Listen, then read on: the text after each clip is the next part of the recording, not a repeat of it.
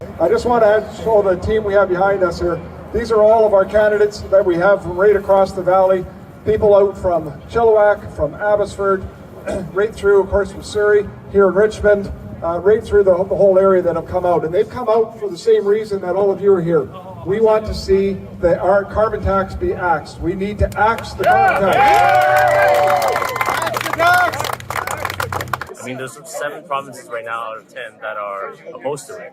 So why don't we jump on board? Well, NDP is going to go all in because they're ideologically driven about the carbon tax. So no matter what, whatever their motive is, they're not going to back down. And I can see that. David Eby had an opportunity along with 7 other premiers who were saying to the Prime Minister, no, please don't increase the carbon tax again. But here's what you need to know. Politicians also have to be honest with you. We cannot just say we're scrapping the carbon tax. You know why? Because within 24 hours you get the federal carbon tax that comes right into place. And so what we have to do is say, what can we do? And that's why we say, get rid of provincial fuel taxes. It's totally separate from the carbon tax. It'd be 15 cents a litre in savings every time you fill up your vehicle. We can do that right away. And we will do that right away. Do we want to raise the price for traditional energy that we still need, like gas and home heating? Or do we want to lower the cost of low-emitting alternatives? I believe the latter, and that is common sense. We also have the support of 7 other premiers to axe the carbon tax. So let's axe the tax, axe the tax, axe the tax. Let's axe the tax, axe the tax, axe the tax. We heard it from the students here today who spoke. How can they build a house? How can they expect to raise a family and put away for their future? Life is just way too unaffordable. The carbon tax by itself, by 2030, will have added the cost of about $27,000 out of the pockets of a family of 4. That is completely unacceptable, and that's why we are committed to getting rid of this carbon tax. It is unaffordable, it hurts everything we do, it hurts our economy, it hurts our food production, it hurts everything that we do in terms of shopping. This makes no sense to have this in place. And I can tell you this, you know, I was part of the government that brought it in, and I can tell you, I wasn't proud when I brought in the carbon tax. It was something that had to be brought in at the time. But I can tell you, I am very proud to stand here today and say that I will be axing the carbon tax. Yeah. And you can see...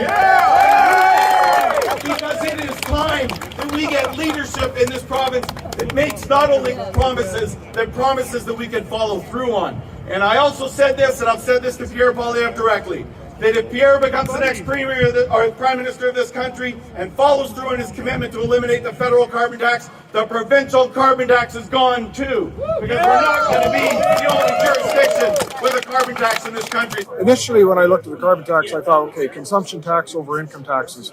But what I saw is the impact of that tax that is particularly on industries like forestry, like agriculture, like mining, and like trucking, which impacts everything we do.